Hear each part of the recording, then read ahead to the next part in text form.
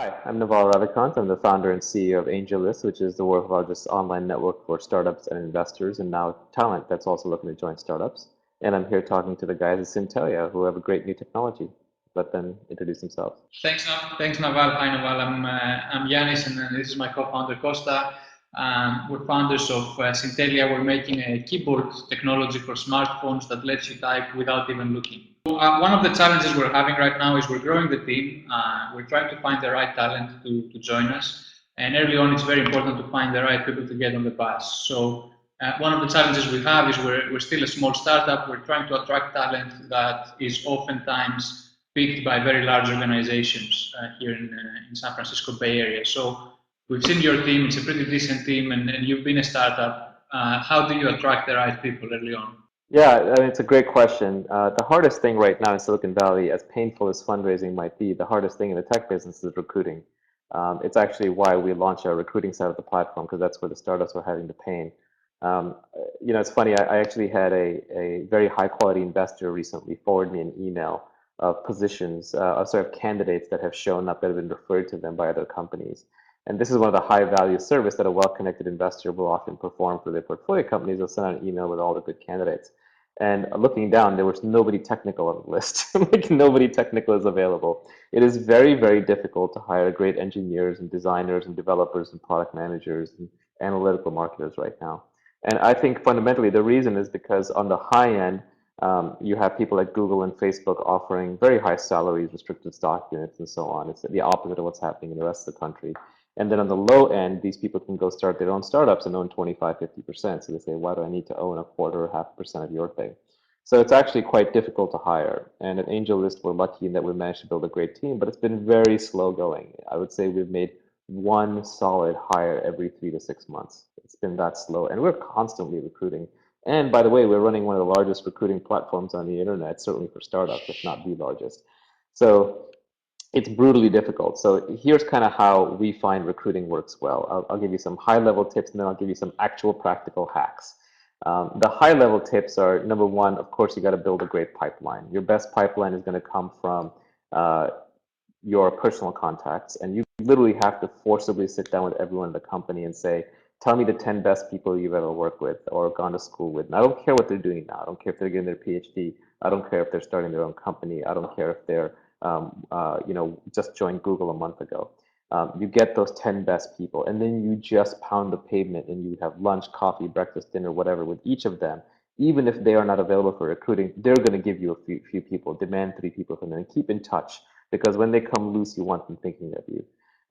Then, as a secondary source, I would use AngelList Talent because we actually have lots of companies on there that are in your space that have built keyboards and failed, right? So go find those people. They exist. You can search for those companies by what they've done. Go look for Android companies that have failed. So that might be a good way to find people. The next thing I would do is, because you're a small company, the way you're going to attract people is by your mission. So for example, I remember one of the interesting things about your product being that it can help blind people type very quickly. And so if you have people, if you find people who have encountered that issue or have loved ones who have encountered that issue, your mission will resonate much more with them. So you're going to be able to appeal to those people. You're also going to have a unique advantage pulling people out of universities who have done image recognition or spatial recognition work. Those people still are not fully valued, right? Some of them might just be doing normal jobs, normal engineering jobs, but may have a special affinity for what you're doing.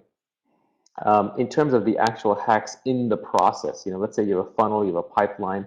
I would hire an in-house recruiter, someone who will bring people in, funnel them through, put them in a schedule. I would incent that person every time you make a successful internal hire, that person gets a bonus so that they're highly driven to make sure the process happens because as founders, engineers, we all get busy. So this person will make sure that they flow through the pipeline.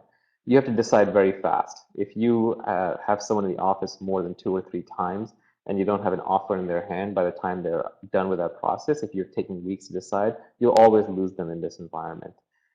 One thing that we decided to do internally is we moved from a consensus-driven system where kind of everybody has to agree and everybody chimes in to a champion-challenger system. So basically, the problem with everyone agreeing is you get committee, you get bureaucratic groupthink, you get everyone checking the boxes so that no one gets really excited, no one feels responsible. The way the champion system works, right, the champion veto system, is anyone who met with a person can say, I really like that person. I want to hire them. I'm championing them. That's good enough to make an offer unless somebody else in the recruiting says, I'm going to veto that person. So basically, even one champion will pull the person in, but even one veto will get them out. But these are both high order things. So you only bring in people that at least someone is really excited about, and you only reject people when someone's really unhappy about it. And you just don't allow lukewarm motivations to either result in a hire or letting someone go. And then finally, the last thing is no matter how good you are in recruiting, interviewing skills are orthogonal to actual execution skills. There are people who interview really well but can't execute. There are people who execute really well but can't interview. And so you just have to realize that half the people you pull in are not going to fit. And especially for your first few people, this is the DNA of your company. Everything and everyone you build, everything you build after this will be an extension of these people. There will come a point where you're no longer coding, where you lose connection with the product, and it'll all be up to these people. And so your first 5, 10 hires are critically, critically important. So I would give them a lot of stock. I would make them late founders. These days, great person, giving them 1, 2, 3% of the company, especially before your product market fit, is not unusual, even for engineers, not just for so-called VP types. Keep it flat, keep it meritocratic, keep it small, be generous with the equity, but be quick to fire. So if someone's not working out, get them out the door as quickly as possible. Longer term, once you're past 10 or 15 people, you even lose control of recruiting. So the people you have recruited are doing the recruiting. And so if you have any weak links in the system, then they'll just deteriorate from there. So that's kind of my thinking on it. It's very high level, but feel free to dive in with any more questions or thoughts.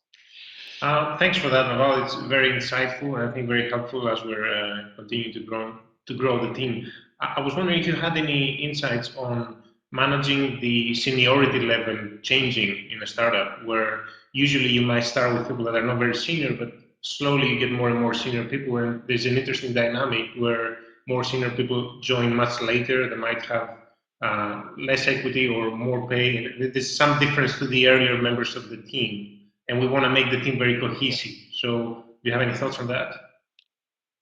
Yeah, I'm a radical here. I don't believe in seniority.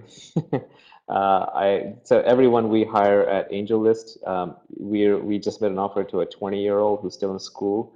We just hired a 21-year-old who just came out of school. Both of those guys are just as senior as the 30-somethings or the 40-somethings who've been on the team for a while. So we don't believe that age reflects your ability or your title or your rank or your comp. The comp is the same starting out for everyone. The title is the same starting out for everyone. We're very flat, and then it's a meritocratic structure from there. If you look at Facebook, I believe Adam D'Angelo joined and became CTO of Facebook when he was 19. So sometimes you just find brilliant people, and you should not be afraid to, just whenever anybody internally uses the word senior or junior, I personally get annoyed. I don't like to have people pigeonholed. And I'll tell you, in my career, the people who usually perform the best in a given startup, they're usually a couple of years out of school, right? You don't want, if they're fresh out of school and they've never had a real job before, you might be that, oh my God, this is the real world. I have to show up to work on time. So they may not like that experience. You want them to get over that, but you still want a lot of the enthusiasm, innocence, and naivete of youth. But you don't necessarily want to treat them as juniors. So I'm not a fan of the model where you hire a bunch of junior people, they build a company, and then you bring in senior people from the outside to manage them. I think that's a long-term problem. I think you have to recruit them on merit basis and then promote them from internally from a merit basis, and resist the urge to hire VPs from the outside. That almost never works. Thank you. That's Grow your people. Thank you, guys. Thanks, Naval. All right. Thank you very much. That's very helpful. Thank you.